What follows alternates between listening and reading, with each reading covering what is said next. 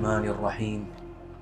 الحمد لله رب العالمين، وأفضل الصلاة وأتم التسليم على سيدنا وحبيبنا محمد وعلى آله وصحبه أجمعين، وبسند مشايخنا رضي الله تبارك وتعالى عنهم إلى سيدنا الإمام البخاري رضي الله تبارك وتعالى عنه، كتاب صلاة التراويح.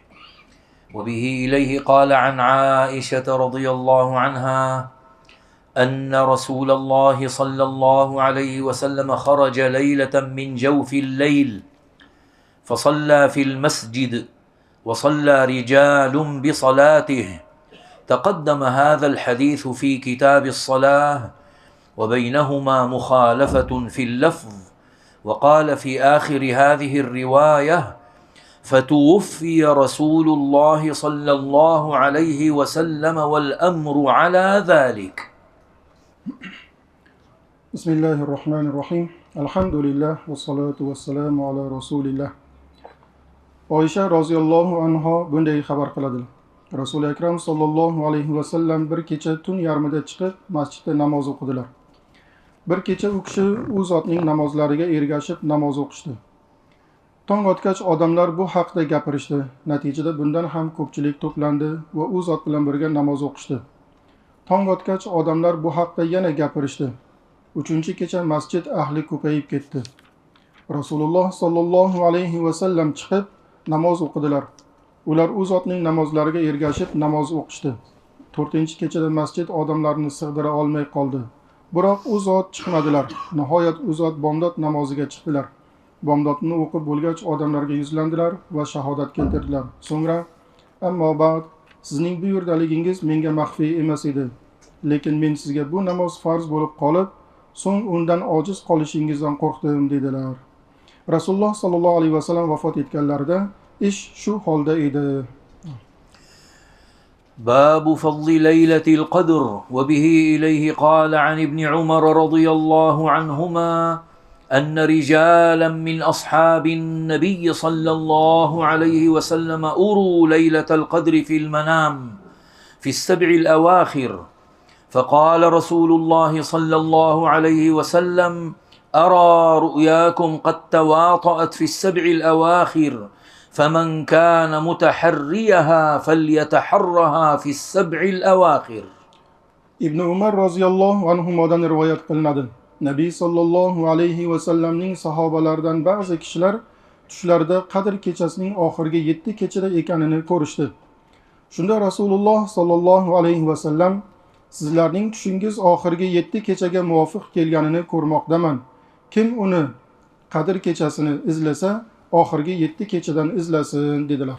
وبه إليه قال عن أبي سعيد رضي الله عنه قال: اعتكفنا مع النبي صلى الله عليه وسلم العشر الأوسط من رمضان، فخرج صبيحة 20 فخطبنا وقال: إني أريت ليلة القدر ثم أنسيتها، أو قال نسيتها، فالتمسوها في العشر الأواخر في الوتر، وإني رأيت أني أسجد في ماء وطين، فمن كان اعتكف مع رسول الله صلى الله عليه وسلم فليرجع.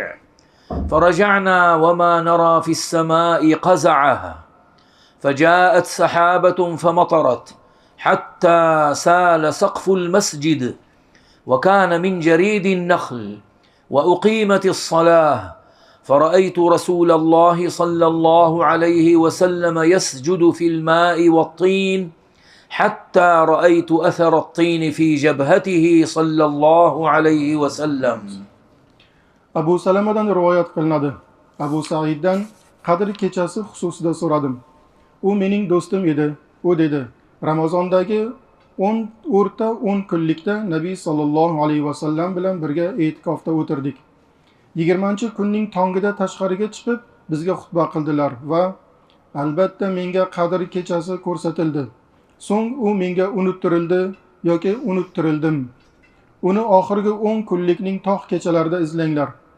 Men o'zimning suv va loyga sajda qilayotganimni ko'rdim. Kim Allohning Rasuli sallallohu alayhi va sallam bilan birga e'tikof o'tirgan bo'lsa, qaytsin dedilar. Biz qaytdik. Osmonda biron parcha bulut ko'rmas edik.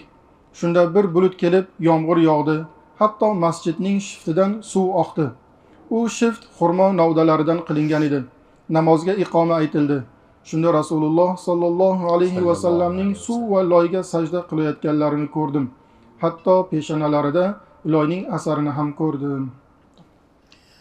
وبه إليه قال عن ابن عباس رضي الله عنهما أن النبي صلى الله عليه وسلم قال: التمسوها في العشر الأواخر من رمضان ليلة القدر، في 9 تبقى، في 7 تبقى، في 5 تبقى.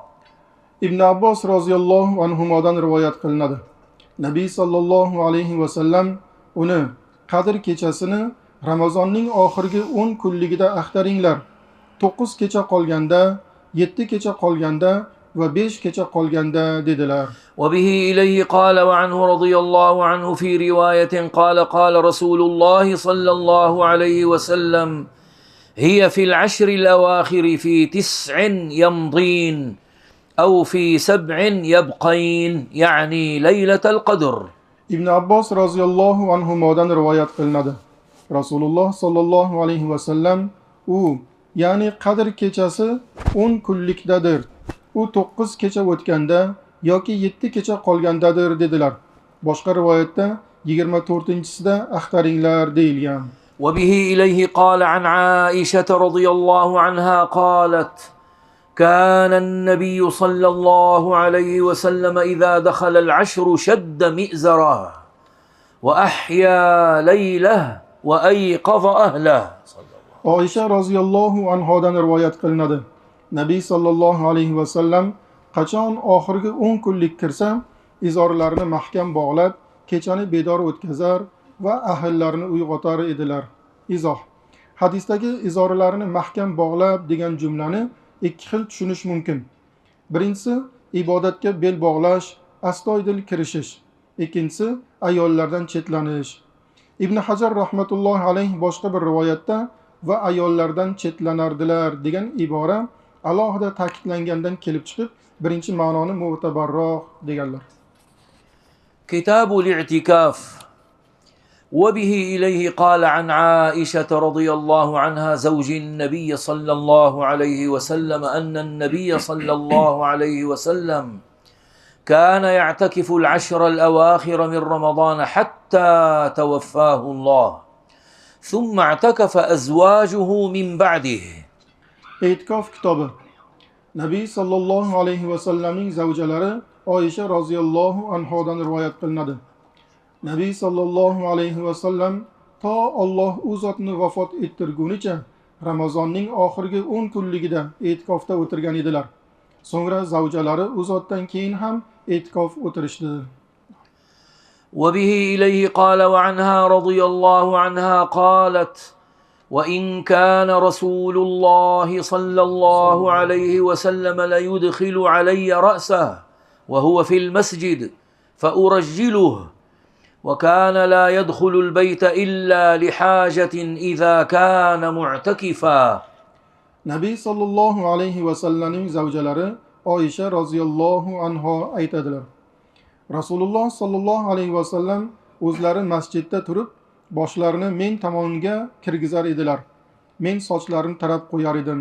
U zot e'tikofda bo'lganlarida uyga biror ehtiyoj yuzasidangina kirar edilar. وبه إليه قال عن سيدنا عمر رضي الله عنه أنه سأل النبي صلى الله عليه وسلم قال: كنت نذرت في الجاهلية أن أعتكف ليلة في المسجد الحرام، قال: فأوف بنذرك. Ibn Umar roziyallohu anhumodan rivoyat qilinadi. Umar Nabiy sallallohu alayhi va sallamdan men jahiliyat davrida Masjidul Haromda bir kecha e'tikof o'tirishni nazr qilgan edim deb so'radi. U zot nazringga vafo qil dedilar. وبه إليه قال عن عائشة رضي الله عنها أن النبي صلى الله عليه وسلم أراد أن يعتكف، فلما انصرف إلى المكان الذي أراد أن يعتكف فيه إذا أخبيه، خباء عائشة وخباء حفصة وخباء زينب، فقال: البر تقولون بهن، ثم انصرف فلم يعتكف حتى اعتكف 10 من شوال. Oysha roziyallohu anhodan rivoyat qilinadi. Nabiy sallallohu alayhi va sallam e'tikof o'tirmoqchi bo'ldilar. O'zlari e'tikof o'tirmoqchi bo'lgan joyga borgan edilar.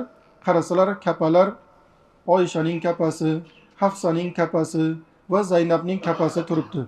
Shunda u zot: "Bularda yaxshilik bor deyapsizmi?" dedilar-da, qaytib ketdilar, e'tikof o'tirmadilar. Nihoyat Shavvolda 10 kun e'tikof o'tirdilar. وبه إليه قال عن السيدة صفية رضي الله عنها زوج النبي صلى الله عليه وسلم أنها جاءت رسول الله صلى الله عليه وسلم تزوره في اعتكافه في المسجد في العشر الأواخر من رمضان، فتحدثت عنده ساعة ثم قامت تنقلب، فقام النبي صلى الله عليه وسلم معها يقلبها حتى إذا بلغت باب المسجد عند باب أم سلمة مر رجلان من الأنصار فسلما على رسول الله صلى الله عليه وسلم، فقال لهما النبي صلى الله عليه وسلم: على رسلكما، إنما هي صفية بنت حيي. فقالا: سبحان الله يا رسول الله، وكبر عليهما. فقال النبي صلى الله عليه وسلم: إن الشيطان يبلغ من الإنسان مبلغ الدم، وإني خشيت أن يقذف في قلوبكما شيئا. Nabiy sallallohu alayhi va sallamning zavjalari Safiya roziyallohu anha bunday xabar qiladi. Ramazonning oxirgi kunligida Rasululloh sallallohu alayhi va sallam masjidda e'tikof o'tirganlarida u zotni ziyorat qilgani keldim. Huzurlarida bir muddat gaplashib, so'ng qaytish uchun turdim. Nabiy sallallohu alayhi va sallam ham meni kuzatib qo'yish uchun birga turdilar. Ummu Salamaning eshigi oldidagi masjid eshigiga yetganimda ansorlardan 2 kishi o'tib qolib Rasululloh sallallohu alayhi va sallamga salom berishdi. Shunda Nabiy sallallohu alayhi va sallam ikkovlariga: "Shoshmanglar, bu Safiya binti Huyay" dedilar. Ular: "Subhanalloh, ey Allohning rasuli" deyishdi. Bu ularga og'ir botdi. Shunda Nabiy sallallohu alayhi va sallam: "Shayton insonning qoni yetgan joyigacha yetib boradi. Men uning qalbingizga biror narsa tashlashidan qo'rqdim" dedilar. وبه إليه قال عن أبي هريرة رضي الله عنه قال: كان النبي صلى الله عليه وسلم يعتكف في كل رمضان 10 أيام، فلما كان العام الذي قبض فيه اعتكف 20 يوما. Abu Hurayra roziyallohu anhudan rivoyat qilinadi. Nabiy sallallohu alayhi va sallam har Ramazonda 10 kun e'tikof o'tirar edilar. Vafot etgan yillari esa 20 kun e'tikof o'tirdilar. كتاب البيوع. وبه إليه قال عن عبد الرحمن بن عوف رضي الله عنه قال: لما قدمنا المدينة آخى رسول الله صلى الله عليه وسلم بيني وبين سعد بن الربيع، فقال سعد بن الربيع: إني أكثر الأنصار مالا، فأقسم لك نصف مالي، وانظر أي زوجتي هويت نزلت لك عنها، فإذا حلت تزوجتها. قال: فقال عبد الرحمن: لا حاجة لي في ذلك. هل من سوق فيه تجارة؟ قال: سوق قينقاع. قال: فغدا إليه عبد الرحمن فأتى بأقط وسمن. قال: ثم تابع الغدو، فما لبث أن جاء عبد الرحمن عليه أثر صفرة، فقال رسول الله صلى الله عليه وسلم: تزوجت؟ قال: نعم. قال: ومن؟ قال: امرأة من الأنصار. قال: كم سقت إليها؟ قال: زنة نواة من ذهب، أو قال نواة من ذهب. فقال له النبي صلى الله عليه وسلم: أولم ولو بشاه. Savdo kitobi. Abdurrahmon ibn Avf roziyallohu anhu aytadi: Madinaga kelganimizda Rasululloh sollallohu alayhi vasallam men bilan Sa'd ibn Rabi'ni bir-birimizga birodar qilib qo'ydilar. Sa'd ibn Rabi' men ansorlarning eng badavlatiman. Molimni bo'lib yarmini senga beraman. Qara, ikkita ayolimdan qari birini xohlasang, sen uchun unday qilay. Idda tugab halol bo'lgach, unga uylanib olasan, dedi. Abdurrahmon unga, mening bunga ehtiyojim yo'q. Tijorat qilinadigan biror bozor bormi? dedi. U Qaynuqoq bozori bor, dedi. Roviy aytadiki, Abdurrahmon ertalab u yerga borib, aqit va sariyog' olib keldi. So'ng har kuni ertalab boradigan bo'ldi. Ko'p o'tmay Abdurrahmon ustiga sariq dog' tekkan holda keldi. Rasululloh sollallohu alayhi vasallam, uylandingmi, dedilar. U ha, dedi. U zot kimga, dedilar. U ansorlardan bir ayolga, dedi. U zot qancha berding, dedilar. U danak og'irligicha tilla yoki danakdek tilla, dedi. Shunda Nabiy sallallohu alayhi vasallam unga bitta qo'y bilan bo'lsa ham to'y qil, dedilar. Hadisda kelgan aqid qo'y yoki echkili sutini quruq kukun holiga kelgunicha qaynatib tayyorlanadigan taom. Arablar uni odatda bahor kunlarining oxirida tayyorlab, quritib, yozgacha saqlab qo'yishgan. Yozda esa uni suvda eritib, biroz shirinlik aralashtirib ichishgan. Uni hozirgi kundagi quritilgan sut yoki qurutga o'xshatish mumkin. Sariq dog' degani esa o'sha paytdagi bir xushbo'ylikning rangi sariq bo'lgan. Uni odatda kelin kuyovlar ishlatishar edi. Rasululloh sollallohu alayhi vasallam Abdurrahmon ibn Avfning uylanganini kiyimidagi o'sha dog'dan bilganlar.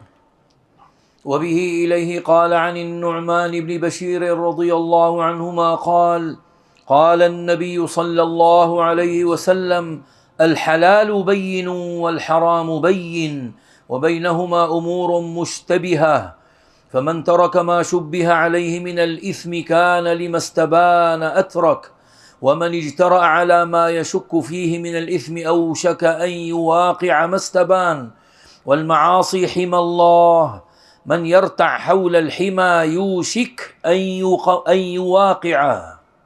Nu'man ibn Bashir roziyallohu anhumodan rivoyat qilinadi.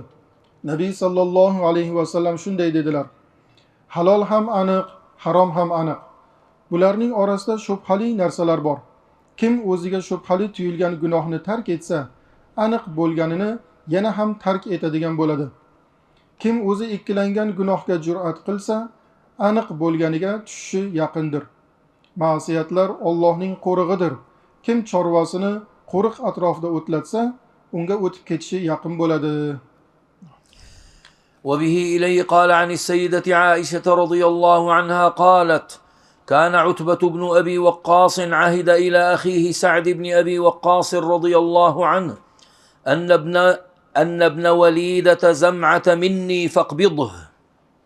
قالت: فلما كان عام الفتح أخذه سعد بن أبي وقاص رضي الله عنه وقال: ابن أخي قد عهد إلي فيه. فقام عبد بن زمعة فقال: أخي وابن وليدة أبي ولد على فراشه. فتساوقا إلى النبي صلى الله عليه وسلم فقال سعد: يا رسول الله ابن أخي كان قد عهد إلي فيه. فقال عبد بن زمعة: أخي وابن وليدة أبي ولد على فراشه. فقال رسول الله صلى الله عليه وسلم: هو لك يا عبد بن زمعة. ثم قال النبي صلى الله عليه وسلم: الولد للفراش وللعاهر الحجر. ثم قال لسودة بنت زمعة زوج النبي صلى الله عليه وسلم: احتجبي منه لما رأى من شبهه بعتبة فما رآها حتى لقي الله. Oysha roziyallohu anhodan rivoyat qilinadi. Utba ibn Abu Waqqos ukasi Sa'd ibn Abu Waqqosga Zam'aning cho'risining o'g'li mendan, uni olgin deb tayinladi. Fath yili Sa'd ibn Abu Waqqos uni olib, bu akamning o'g'li, uni menga tayinlab ketgan, dedi. Shunda Abd ibn Zam'a turib, bu mening ukam, otamning cho'risining o'g'li, uning otamning to'shagida tug'ilgan, dedi. Ular bir-birlarini Rasululloh sollallohu alayhi vasallamning huzurlariga boshlab borishdi. Sa'd: ey Allohning rasuli, bu akamning o'g'li, uni menga tayinlab ketgan dedi. Abd ibn Zam'a, bu mening ukam, otamning cho'risining o'g'li, uning ya'ni otamning to'shagida tug'ilgan dedi. Rasululloh sollallohu alayhi vasallam, ey Abd ibn Zam'a, bu seniki dedilar. So'ngra Nabiy sollallohu alayhi vasallam, bola to'shak egasinikidir, buzuqqa esa tosh bo'lsin dedilar. Keyin Nabiy sollallohu alayhi vasallam uning Utbaga o'xshashini ko'rib, zavjalari Savda binti Zam'aga undan o'zingni to'sgin dedilar. U to Allohga yo'liqqunicha uni, ya'ni Savdani ko'rmadi. وبه إليه قال وعنها رضي الله عنها قالت إن قوما قالوا يا رسول الله إن قوما يأتوننا باللحم لا ندري أذكر اسم الله عليه أم لا فقال رسول الله صلى الله عليه وسلم سموا الله عليه وكلوه. Oysha roziyallohu anhodan rivoyat qilinadi. Odamlar, ey Allohning rasuli, bir qavm bizga go'sht olib keladi. Unga Allohning ismini zikr qilishganmi yoki yo'qmi bilmaymiz deyishdi. Shunda Rasululloh sallallohu alayhi vasallam unga Allohning ismini aytib yeyavering dedilar. Izoh: bu hadisdan tasmiyasiz so'yilgan jonliqni yeyish paytida tasmiya aytsa, so'yish paytidagining o'rniga o'tar ekan degan ma'no chiqmasligi kerak. Balki bu yerda o'zga musulmon jonliqni so'yayotgan paytda biz uning so'yishiga guvoh bo'lmaganmiz. Mabodo u unutgan holda tasmiyani aytmagan bo'lsa, biz uning tasmiyani zikr qilgani yoki unutganini aniq bilmay turib yesak bo'ladimi degan savol berilmoqda. Bunga javoban Rasululloh sollallohu alayhi vasallam, siz o'zingizga buyurilgan sunnatni bajarib yeyavering, boshqa musulmonlar haqida yomon gumonda bo'lmang demoqdalar. وبه إليه قال عن أبي هريرة رضي الله عنه عن النبي صلى الله عليه وسلم قال يأتي على الناس زمان لا يبالي المرء ما أخذ منه أمن الحلال أم من الحرام. Abu Hurayra roziyallohu anhudan rivoyat qilinadi. Nabiy sallallohu alayhi vasallam, odamlarning boshiga bir zamon keladi. Kishi molini haloldanmi yoki haromdanmi, qayerdan topganiga parvo qilmay qo'yadi dedilar. وبه إليه قال عن البراء بن عازب وزيد بن أرقم رضي الله عنهما قالا كنا تاجرين على عهد رسول الله صلى الله عليه وسلم فسألنا رسول الله صلى الله عليه وسلم عن الصرف فقال إن كان يدا بيد فلا بأس وإن كان نساء فلا يصلح. Abu Minhol aytadi, Baro ibn Ozib va Zayd ibn Arqamdan sarroflik haqida so'radim. Ular aytishdi, biz ikkalamiz Rasululloh sollallohu alayhi vasallamning davrlarida tijoratchi edik. Rasululloh sollallohu alayhi vasallamdan sarroflik haqida so'radik. Shunda u zot, agar qo'ldan qo'lga bo'lsa hech qisi yo'q, nasiya bo'lsa durust bo'lmaydi dedilar. وبه إليه قال عن عبيد الله بن عمير أن أبا موسى الأشعري رضي الله عنه قال استأذنت على عمر بن الخطاب رضي الله عنه فلم يؤذن لي وكأنه كان مشغولا فرجعت ففرغ عمر فقال ألم أسمع صوت عبد الله بن قيس إيذنوا له قيل قد رجع فدعاني فقلت كنا نؤمر بذلك فقال تأتيني على ذلك بالبينة فانطلقت إلى مجلس الأنصار فسألتهم فقالوا لا يشهد لك على هذا إلا أصغرنا أبو سعيد الخدري فذهبت بأبي سعيد الخدري فقال عمر أخفي هذا علي من أمر رسول الله صلى الله عليه وسلم ألهاني الصفق بالأسواق يعني الخروج إلى تجارة. Ubayd ibn Umayrdan rivoyat qilinadi. Abu Musa Ash'ari Umar ibn Xattob roziyallohu anhuning huzurlariga kirishga izn so'ragan edi, unga izn berilmadi. U banddek ko'rindi. Abu Musa ortiga qaytdi. Umar forig' bo'lgach, Abdulloh ibn Qaysning ovozini eshitdimmi? Unga izn beringlar dedi. U qaytib ketib bo'ldi, deyildi. Umar uni chaqirdi. U, ya'ni Abu Musa, biz shunga buyurilar edik, dedi. U, ya'ni Umar, menga bu haqda hujjat keltirasan dedi. U ansorlarning majlisiga borib ulardan so'radi. Ular, sen uchun bunga faqat eng kichigimiz Abu Said Xudri guvohlik beradi deyishdi. U Abu Said Xudriyni olib bordi. Umar Rasululloh sollallohu alayhi vasallamning ishlaridan biri menga maxfiy qolibdimi? Bozorlardagi bor barakalar, ya'ni tijoratga chiqish meni chalg'itib qo'yibdi-da, dedi. وبه إليه قال عن أنس بن مالك رضي الله عنه قال سمعت رسول الله صلى الله عليه وسلم يقول من سره أن يبسط له في رزقه أو ينسأ له في أثره فليصل رحمه. Anas ibn Malik roziyallohu anhudan rivoyat qilinadi.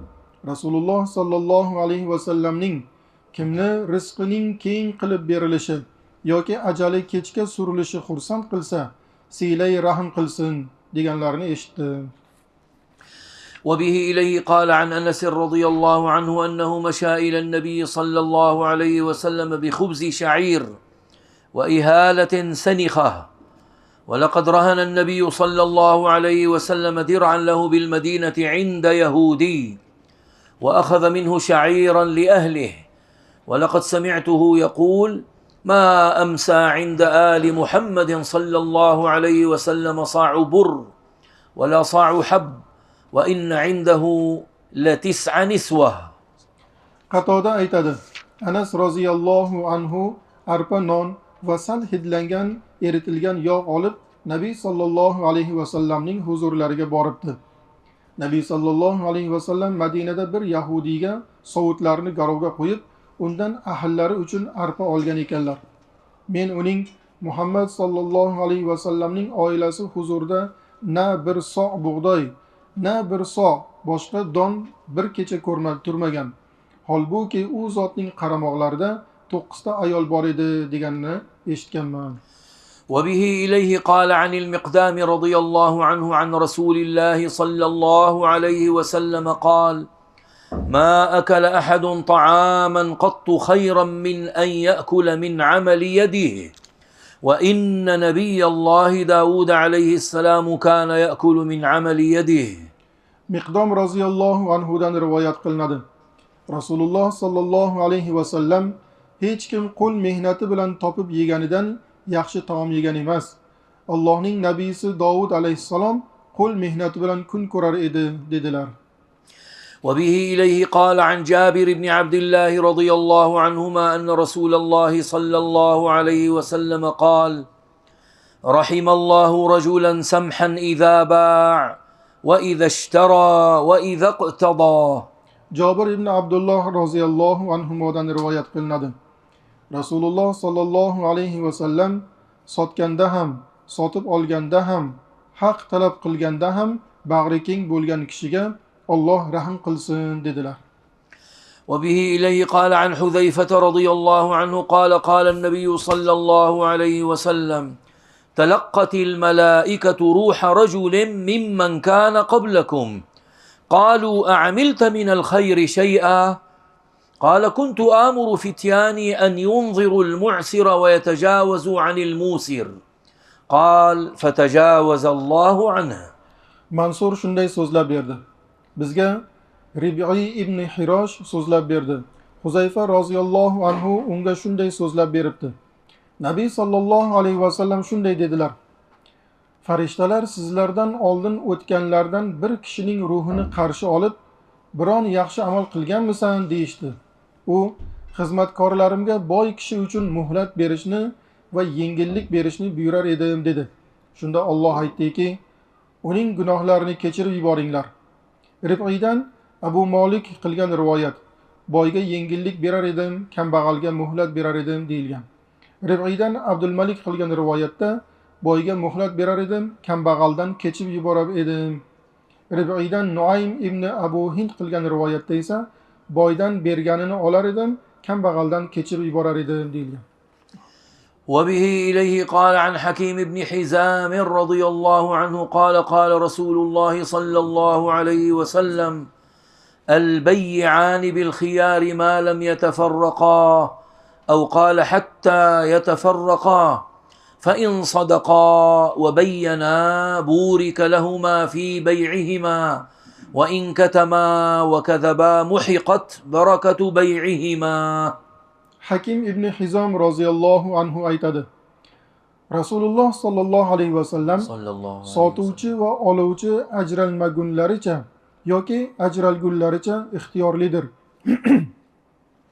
Agar rost so'zlasalar va molning aybini ochiq aytsalar, savdolarida ularga baraka beriladi. Agar yashirsalar va yolg'on so'zlasalar, savdolarining barakasi o'chiriladi dedilar. وبه إليه قال عن أبي سعيد رضي الله عنه قال: كنا نرزق تمر الجمع وهو الخلط من التمر، وكنا نبيع صاعين بصاع، فقال النبي صلى الله عليه وسلم: لا صاعين بصاع ولا درهمين بدرهم. Abu Said roziyallohu anhu aytadi: Saralanmagan xurmo bilan rizqlanar edik. U esa aralash xurmodir. Biz 2 soni 1 so'ga sotar edik. Shunda Nabiy sallallohu alayhi vasallam 2 soni 1 so'ga, 2 dirhamni 1 dirhamga almashtirish yo'q dedilar. So' yog'ochdan qilingan bir idish bo'lib, u o'sha davrda o'lchov vazifasini bajargan.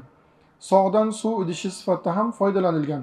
Hanafiy mazhabiga ko'ra 1 so' hajmda 3 litr 330 millilitr, og'irlikda esa 3 kilogramu 250 grammga to'g'ri keladi. Jumhur ulamolar nazdida esa 1 so' hajmda 2 litr 750 millilitr, og'irlikda esa 2 kiloyi 40 grammga to'g'ri keladi. وبه إليه قال عن أبي جحيفة رضي الله عنه قال: رأيت أبي اشترى عبدا حجاما فأمر بمحاجمه فكسرت، فسألته فقال: نهى النبي صلى الله عليه وسلم عن ثمن الكلب وثمن الدم، ونهى عن الواشمة والموشومة وآكل الربا وموكله، ولعن المصور. Avun ibn Abu Juhayfadan rivoyat qilinadi. Otamning qon oluvchi qul sotib olganini ko'rdim.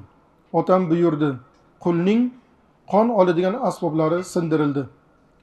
Undan so'ragan edim, u Nabiy sallallohu alayhi vasallam itning pulidan va qonning pulidan qaytarganlar. Vashim qilish va vashim qildirishdan, ribo yeyishdan va uni yedirishdan qaytarganlar hamda suratkashni la'natlaganlar dedi. Izoh: Hadisda itning savdosi va bundan keladigan daromaddan qaytarilmoqda. Ba'zi ulamolar shunga ko'ra itning puli mutlaqo harom deyishgan. Ammo aksar ulamolar esa, jumladan Hanafiy ulamolar, ovchi va qo'riqchi itlar kabi kerakli itlarning savdosi joiz deyishgan. Ular yuqoridagi hadisga quyidagicha javob beradilar. Islomning avvalida it boqish qaysi shaklda bo'lmasin harom qilingan edi. Shuning uchun uning savdosi harom edi. Keyin ov va boshqa ehtiyojlar yuzasidan it boqishga ruxsat berildi. Binobarin uning savdosi ham halol qilindi. Qonning puli deyilganda esa ba'zilar qortiqchilik maoshini tushungan bo'lsalar, ayrim ulamolar qon savdosini tushunganlar. Shuning uchun aksar ulamolar qortiqchiga haq berishni joiz deb bilishgan. Hadisdagi suratkash deganda esa har qanday rassom emas, jonzotning suratini qo'l bilan chizuvchi yoki haykal qilib yasovchi nazarda tutilgan. Hadisdagi vashim deb tanaga igna yoki boshqa vosita bilan rasm yoki so'zni o'yib naqsh solish, ya'ni tatuirovka tushuniladi. وبه إليه قال عن أبي هريرة رضي الله عنه قال: سمعت رسول الله صلى الله عليه وسلم يقول: الحلف منفقة للسلعة ممحقة للبركة. Abu Hurayra roziyallohu anhu aytadilar: Rasululloh sallallohu alayhi vasallamning qasam molni o'tkazuvchi, barakani ketkazuvchidir deganlarini eshitganman. وبه إليه قال عن خباب رضي الله عنه قال: كنت قينا في الجاهلية، وكان لي على العاص بن وائل دين، فأتيته أتقاضاه، قال: لا أعطيك حتى تكفر بمحمد صلى الله عليه وسلم. فقلت: لا أكفر حتى يميتك الله ثم تبعث. قال: دعني حتى أموت وأبعث، فسأوتى مالا وولدا فأقضيك.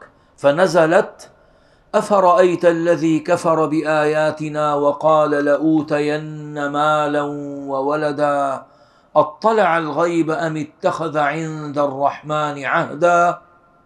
Xabbob roziyallohu anhudan rivoyat qilinadi. Jahiliyat davrida temirchi edim. Os ibn Voilning zimmasida haqqim bor edi.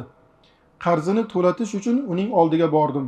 U to Muhammadga sallallohu alayhi vasallam kofir bo'lmas ekansan, bermayman dedi. Men Alloh seni o'ldirib, so'ng tiriltirilmaguncha kofir bo'lmayman dedim. U unda o'lib tirilgunimcha meni tek qo'y. O'shanda menga mol, davlat hamda bola chaqa beriladi va senga haqingni to'layman dedi. Shunda Qur'oni Karimdagi oyatlarimizga kufr keltirgan va albatta oxiratda menga mol, dunyo hamda bola chaqa berilajak deganni ko'rdingmi? U g'aybni bildimikan yoki Rahmonning huzurida ahd-u paymon oldimikan degan oyati nozil bo'ldi. Maryam surasining 77-78 oyatlar. وبه إليه قال عن أنس بن مالك رضي الله عنه قال: إن خياطا دعا رسول الله صلى الله عليه وسلم لطعام صنعه. قال أنس بن مالك: فذهبت مع رسول الله صلى الله عليه وسلم إلى ذلك الطعام، فقرب إلى رسول الله صلى الله عليه وسلم خبزا ومرقا فيه دباء وقديد، فرأيت النبي صلى الله عليه وسلم يتتبع الدباء من حوالي القصعة. قال: فلم أزل أحب الدباء من يومئذ. Anas ibn Malik roziyallohu anhu aytadi: Bir tikuvchi Rasululloh sallallohu alayhi vasallamni o'zi tayyorlagan taomga taklif qildi. Men ham Rasululloh sallallohu alayhi vasallam bilan birga o'sha taomga bordim. U Rasululloh sallallohu alayhi vasallamga non bilan qovoq va sur go'sht solingan sho'rva keltirdi. Nabiy sallallohu alayhi vasallam yog'och tovoqning har yerdan qovoqni terib yeyayotganlarini ko'rdim. O'sha kundan beri qovoqni yaxshi ko'raman dedi. Sallallohu ala taha khayril khalqi wa ahlaha. Sallallahu ala taha خير الخلق وأحلاها. وأبي بكر بخلافته قد زان الأرض وحلاها. صلى الله على طه خير الخلق وأحلاها. صلى الله على طه خير الخلق وأحلاها. وأبي حفص بعدالته لهذه الأمة قواها. صلى الله على طه خير الخلق وأحلاها. صلى الله على طه خير الخلق وأحلاها. وعلى عثمان بسيمته رفع الأخلاق وزكاها. صلى الله على طه خير الخلق وأحلاها. صلى الله على طه خير الخلق وأحلاها. والكرار أبي الكرماء والزهراء وابناها. صلى الله على طه خير الخلق وأحلاها. صلى الله على طه خير الخلق وأحلاها. وأبي أيوب الأنصاري أرض الروم أحياها. صلى الله على طه خير الخلق وأحلاها. صلى الله على طه خير الخلق وأحلاها.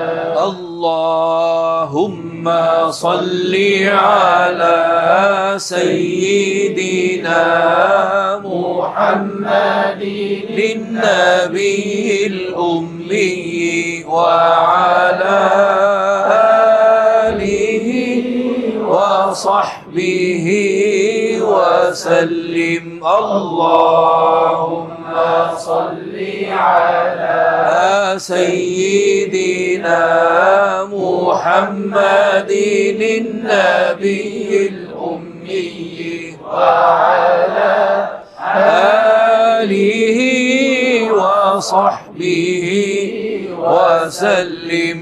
اللهم صل على سيدنا محمد النبي الأمي وعلى آله وصحبه وسلم.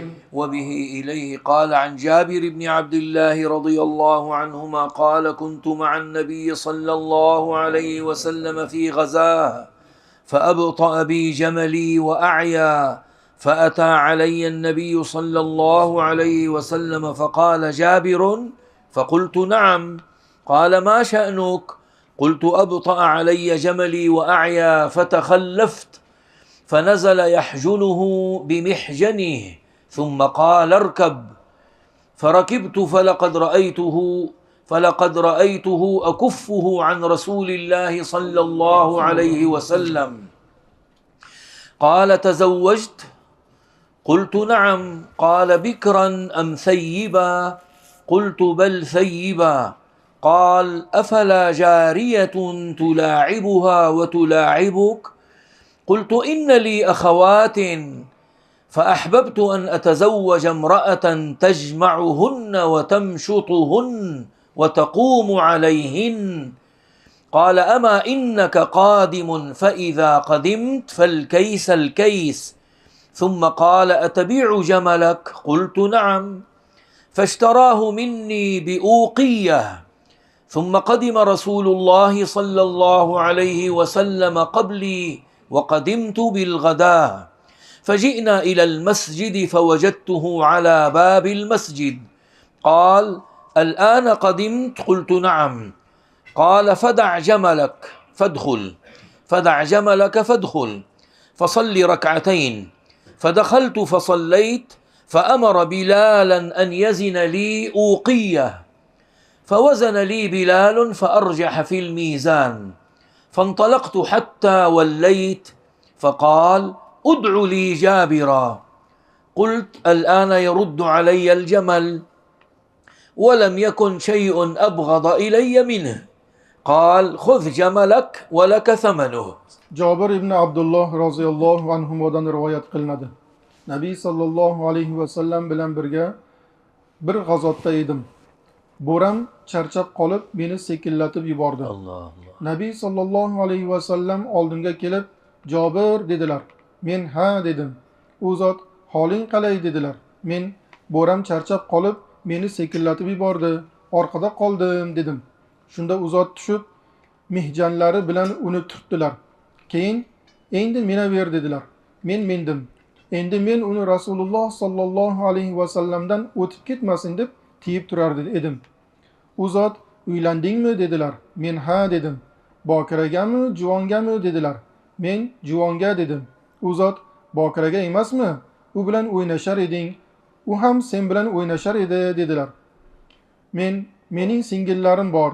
Ularning boshini bir qilib yuvib tarab ustlarida turadigan ayolga uylanishni istadim dedim. U zot sen Madinaga keladigansan. Kelganingda ahlingga nazokatli bo'l dedilar. Keyin bo'rangni sotmaysanmi dedilar. Men ha dedim. Shunda uni mendan bir uqiyaga sotib oldilar. Rasululloh sallallohu alayhi vasallam mendan oldin yetib keldilar. Men ertasiga yetib keldim. Masjidga keldik. Men u zotni masjidning eshigi oldida topdim. U zot endi keldingmi dedilar. Men ha dedim. U zot bo'rangni qo'y, kirib 2 rakat namoz o'qi dedilar. Kirib namoz o'qidim. U zot Bilolga bir o'qiya o'lchab berishni buyurdilar. Bilol menga tarozini og'ir qilib o'lchab berdi. Men ketmoqchi bo'lib o'girilgan edim. Hamki u zot menga Jobirni chaqir dedilar. Ichimda endi bo'ramni o'zimga qaytaradilar dedim. Men uchun bundan yomoni yo'q edi. U zot bo'rangni ol, puli ham senga dedilar. Hadisda kelgan mihjan bir uchi qayrilgan ilmoqli hassadir. U o'qiya esa kumush pul o'lchovi. Bir o'qiya 40 dirhamga, aniqrog'i 29.75 gramga teng. Bu o'lchov birligi arab tilida vaqiya deb ham keladi. biz hamma joyda uqiya deb keltirdik. وبه إليه قال عن ابن عمر رضي الله عنهما أنه اشترى إبلا هيما من رجل وله فيها شريك، فجاء شريكه إلى ابن عمر فقال له إن شريكي باعك إبلا هيما ولم يعرفك، قال فاستقها، فلما ذهب يستاقها قال دعها، رضينا بقضاء رسول الله صلى الله عليه وسلم لا عدوى. Bizga Ali so'zlab berdi, u aytadi. Bizga Sufyon so'zlab berdi, u aytadi. Amr bunday dedi. Bu yerda, ya'ni Makkada Navvos ismli bir kishi bor edi. Unda chanqoq kasaliga uchragan tuya bor edi. Ibn Umar roziyallohu anhuma borib, uning sherigidan o'sha tuyani sotib oldi. Sherigi uning oldiga kelib, "Ana u tuyani sotib yubordik" dedi. Uni kimga sotding dedi. Bir qariyaga, belgilari shunday dedi. U sho'ring qurgur, Allohga qasamki, u Ibn Umarku dedi. Keyin uning, ya'ni Ibn Umarning oldiga borib, "Sherigim sizni tanimay, sizga chanqoq kasaliga uchragan tuyani sotib yuboribdi" dedi. Unda uni haydab ket dedi. U uni olib ketmoqchi bo'lganda Ibn Umar, "Uni qo'y, Rasululloh sollallohu alayhi vasallamning yo'qish yo'q degan hukmlariga rozi bo'ldik" dedi. وبه إليه قال عن أنس بن مالك رضي الله عنه قال: حجم أبو طيبة رسول الله صلى الله عليه وسلم فأمر له بصاع من تمر وأمر أهله أن يخففوا من خراجه. Anas ibn Malik roziyallohu anhudan rivoyat qilinadi. Abu Toyba Rasululloh sallallohu alayhi vasallamdan qon oldi. Unga bir so' xurmo berishni buyurdilar va ahliga uning solig'ini yengillatishlarini buyurdilar. Hadisda kelgan Abu Toyba qortiqchi, ya'ni qon oluvchi qul bo'lgan. Qul solig'i deganda qulning biror kasb bilan shug'ullanib topgan daromadidan hojasiga to'laydigan kunlik to'lovi tushuniladi. وبه إليه قال عن ابن عباس رضي الله عنهما قال: احتجم النبي صلى الله عليه وسلم وأعطى الذي حجمه ولو كان حراما لم يعطيه. Ibn Abbos roziyallohu anhumodan rivoyat qilinadi. Nabiy sallallohu alayhi vasallam qon oldirdilar. Qon olgan kishiga narsa berdilar. Agar bu harom bo'lganida unga hech narsa bermasdilar. وبه إليه قال عن السيدة عائشة أم المؤمنين رضي الله عنها أنها اشترت نمرقة فيها تصاوير، فلما رآها رسول الله صلى الله عليه وسلم قام على الباب فلم يدخله، فعرفت في وجهه الكراهية، فقلت يا رسول الله أتوب إلى الله وإلى رسوله صلى الله عليه وسلم ماذا أذنبت؟ فقال رسول الله صلى الله عليه وسلم ما بال هذه النمرقة؟ قلت اشتريتها لك لتقعد عليها وتوسدها، فقال رسول الله صلى الله عليه وسلم إن أصحاب هذه الصور يوم القيامة يعذبون فيقال لهم أحيوا ما خلقتم، وقال إن البيت الذي فيه الصور لا تدخله الملائكة. Mo'minlarning onasi Oysha roziyallohu anhodan rivoyat qilinadi. Men suratlari bor yostiq sotib olgan edim. Rasululloh sallallohu alayhi vasallam uni ko'rgach, eshikdan kirmay, uning oldida turib qoldilar. Yuzlarida norozilik payqadim. Ey Allohning rasuli, Allohga va uning rasuli sallallohu alayhi vasallamga tavba qilaman. Nima gunoh qildim dedim. Rasululloh sallallohu alayhi vasallam bu yostiqqa nima bor dedilar. Uni siz uchun, unda o'tirishingiz va uni yostiq qilib tutishingiz uchun sotib oldim dedim. Rasululloh sallallohu alayhi vasallam albatta ushbu suratlarning egalari qiyomat kuni azoblanadilar. Ularga yaratgan narsalaringizni tiriltiring deyiladi dedilar va suratlar bor uyga farishtalar kirmaydi deb aytdilar.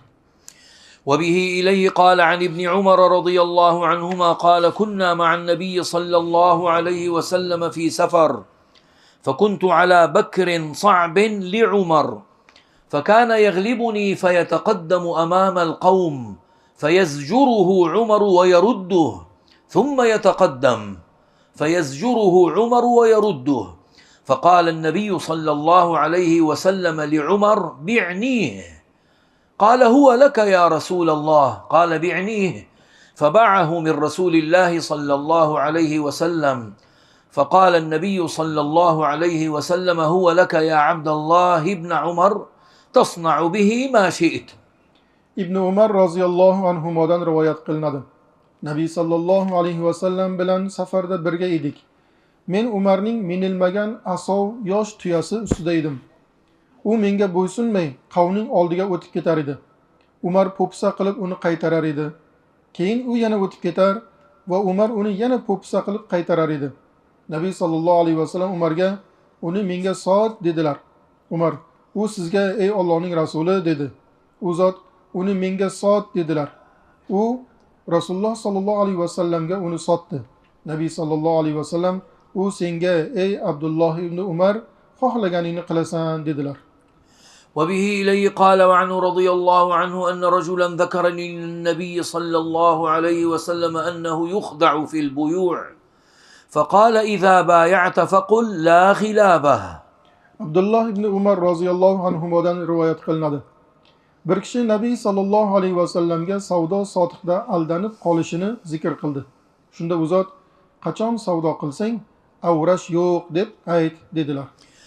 وبه إليه قال عن عائشة رضي الله عنها قالت قال رسول الله صلى الله عليه وسلم يغزو جيش الكعبة فإذا كانوا ببيداء من الأرض يخسف بأولهم وآخرهم قالت قلت يا رسول الله كيف يخسف بأولهم وآخرهم وفيهم أسواقهم ومن ليس منهم قال يخسف بأولهم وآخرهم ثم يبعثون على نياتهم.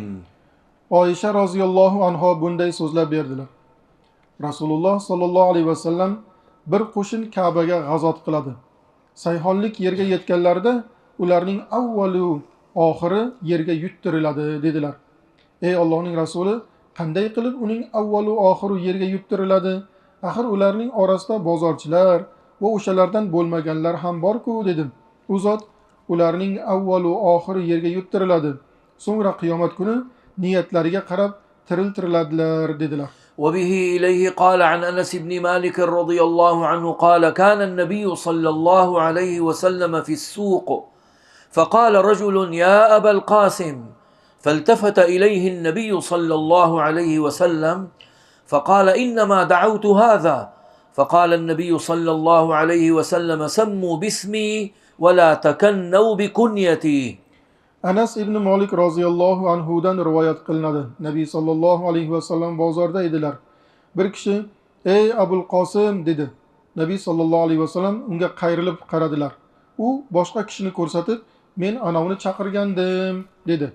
Shunda Nabiy sallallohu alayhi vasallam ismimni qo'yinglar, kunyam bilan kunyalanmanglar dedilar.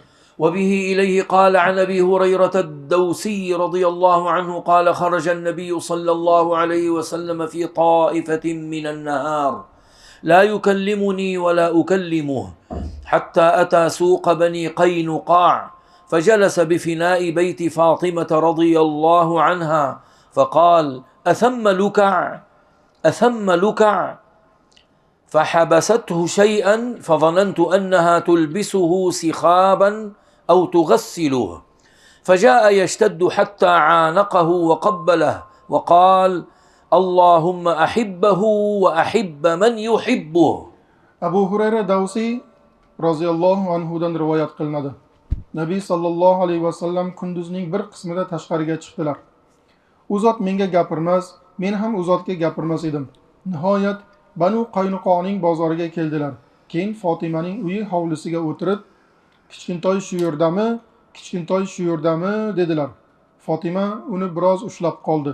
Unga monchoq taqyapti yoki uni yuvintiryapti deb o'yladim. U yugurgilab keldi. U zot uni quchoqladilar, o'pdilar va Allohim uni yaxshi ko'rgin, uni yaxshi ko'rganni ham yaxshi ko'rgin dedilar. وبه إليه قال عن ابن عمر رضي الله عنهما أنهم كانوا يشترون طعاما من الركبان على عهد رسول الله صلى الله عليه وسلم فيبعث عليهم من يمنعهم أن يبيعوه حيث اشتروه حتى ينقلوه حيث يباع الطعام وقال ابن عمر نهى النبي صلى الله عليه وسلم أن يباع الطعام إذا اشتراه حتى يستوفي.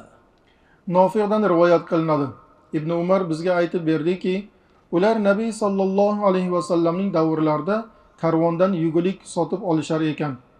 Shunda u zot ularni, ya'ni sahobalarni uni, ya'ni sotib olingan yegulik sotiladigan joyga o'tirib ko'chib o'tmagunlaricha sotib olgan joylarida sotishdan qaytarishga odam jo'natar ekanlar. Ibn Umar roziyallohu anhu shunday yana so'zlab beradi. Nabiy sallallohu alayhi vasallam yegulik sotib olganda xaridor uni to'liq qo'lga kiritmaguncha sotishdan qaytardilar.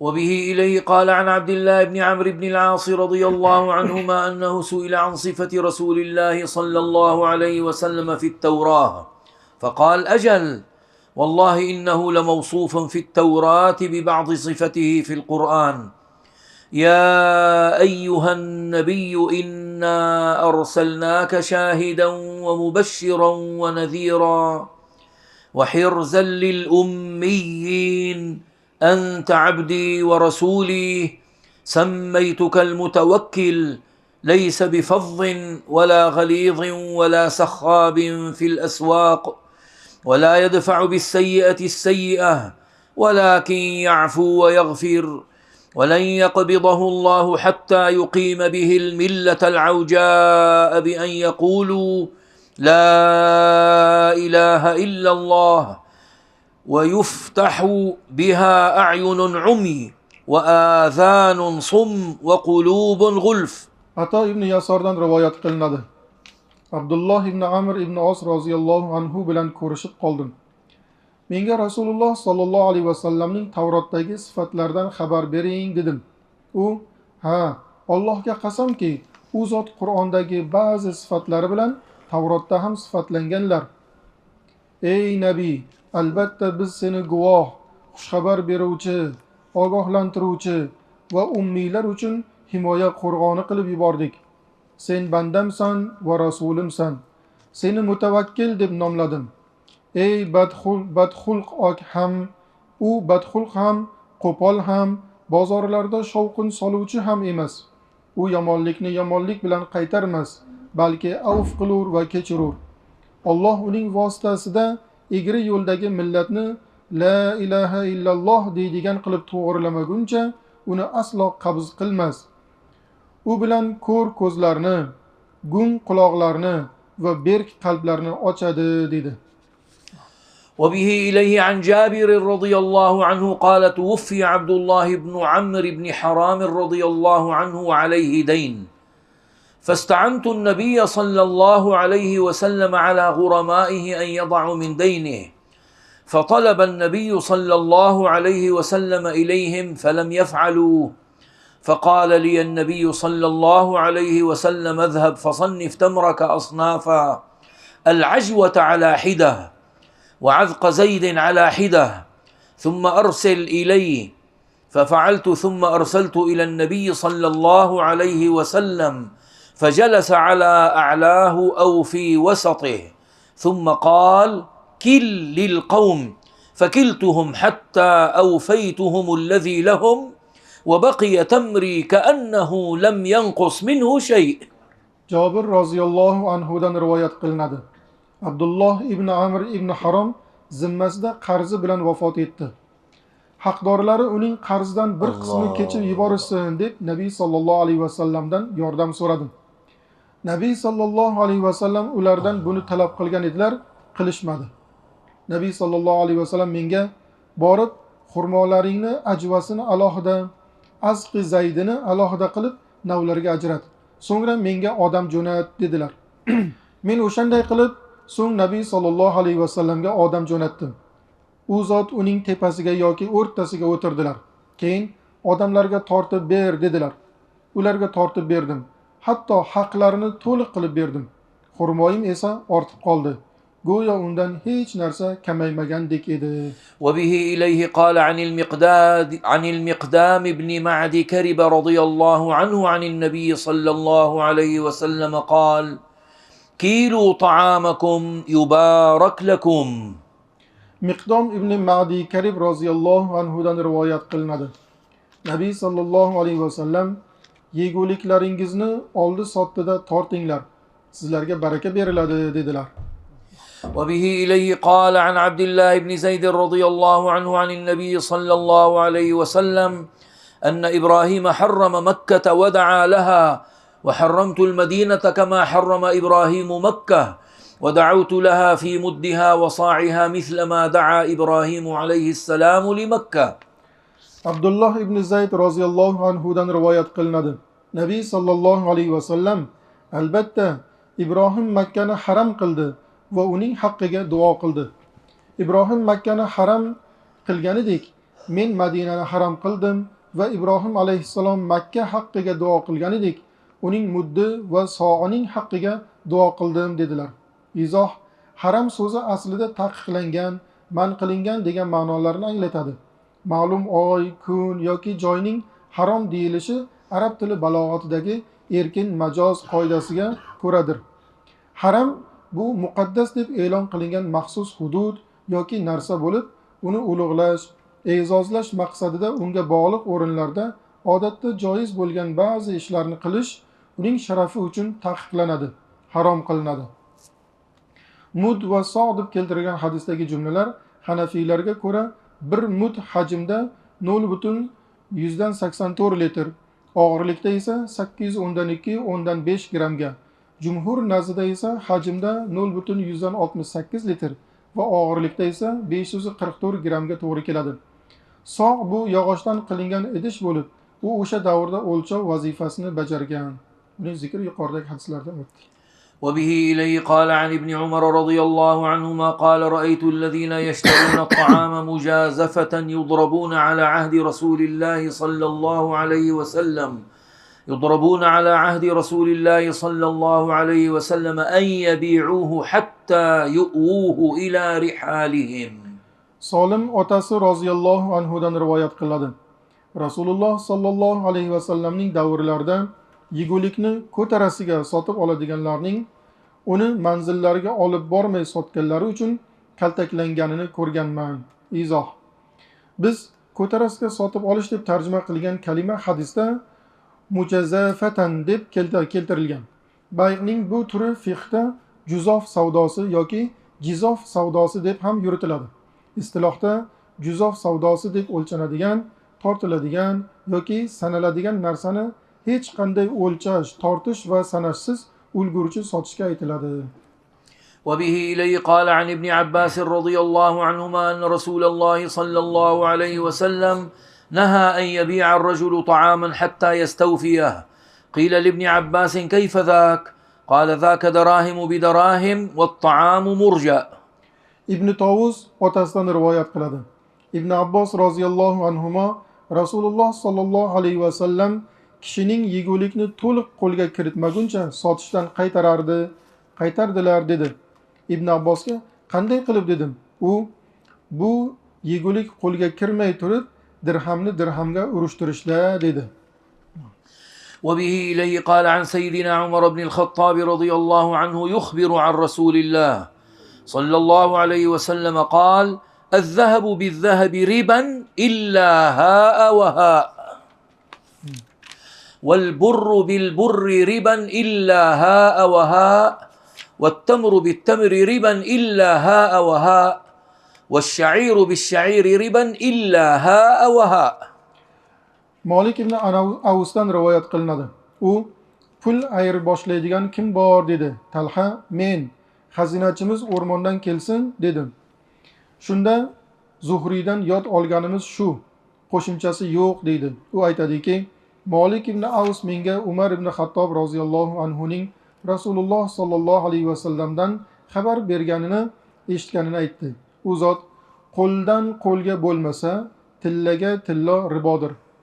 Qo'ldan qo'lga bo'lmasa, bug'doyga bug'doy ribodir. Qo'ldan qo'lga bo'lmasa, xurmoga xurmo ribodir. Qo'ldan qo'lga bo'lmasa, arpaga arpa ribodir degan ekanlar.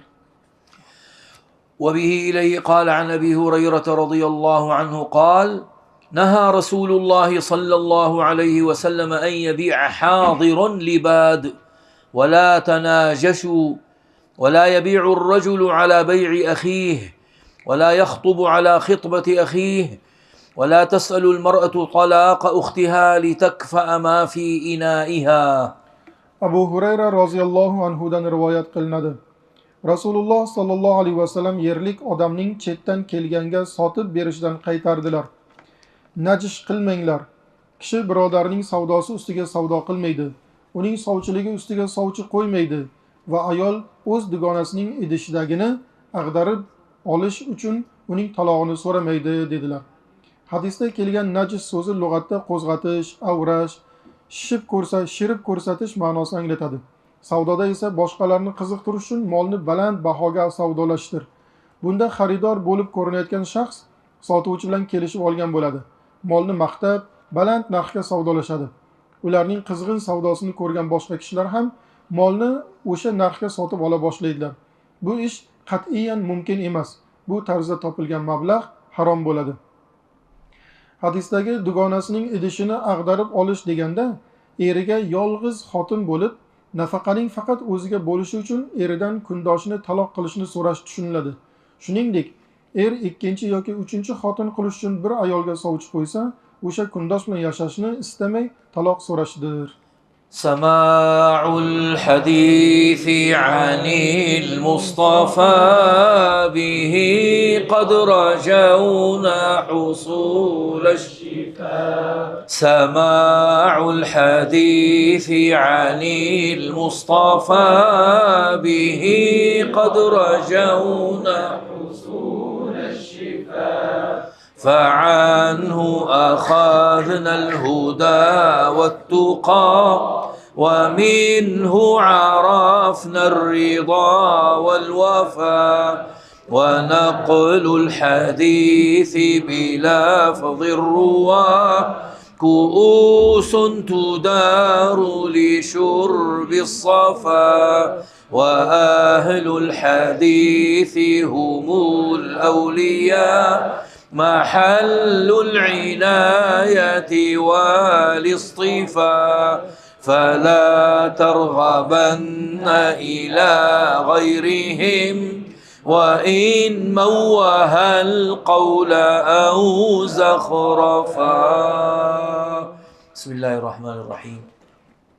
الحمد لله رب العالمين وأفضل الصلاة وأتم التسليم على سيدنا وحبيبنا محمد وعلى آله وصحبه أجمعين. اللهم علمنا ما ينفعنا وانفعنا بما علمتنا وزدنا علما. اللهم علمنا ما ينفعنا وانفعنا بما علمتنا وزدنا علما. اللهم علمنا ما ينفعنا وانفعنا بما علمتنا وزدنا علما. واجعل علمنا حجة لنا يا رب العالمين. اللهم يا ربنا لك الحمد حمدا كثيرا طيبا مباركا فيه. اللهم ارزقنا فهما في كتابك ثم سنة نبيك سيدنا محمد صلى الله عليه وسلم، وقولا وعملا يؤدى بهما عنا حقك ويوجب لنا نافلة مزيدك. اللهم اغفر لنا ما قدمنا وما أخرنا وما أسررنا وما أعلنا وما أنت أعلم به منا. اللهم بارك بإخواننا هؤلاء، اجعلهم من العلماء العاملين ومن الأولياء العارفين، واحفظهم واحرسهم بعينك التي لا تنام يا أكرم الأكرمين. فرج اللهم عن أمة سيدنا محمد في مشارق الأرض ومغاربها. اللهم فرج عن أمة سيدنا محمد. اللهم ارحم أمة سيدنا محمد صلى الله عليه وسلم. اغفر اللهم لنا ولوالدينا ولمشايخنا ولأرباب الحقوق علينا وللمسلمين كافة أجمعين. وصلى الله على سيدنا وحبيبنا محمد وعلى آله وصحبه وسلم. ربنا تقبل منا بأسرار وبركات سورة الفاتحة.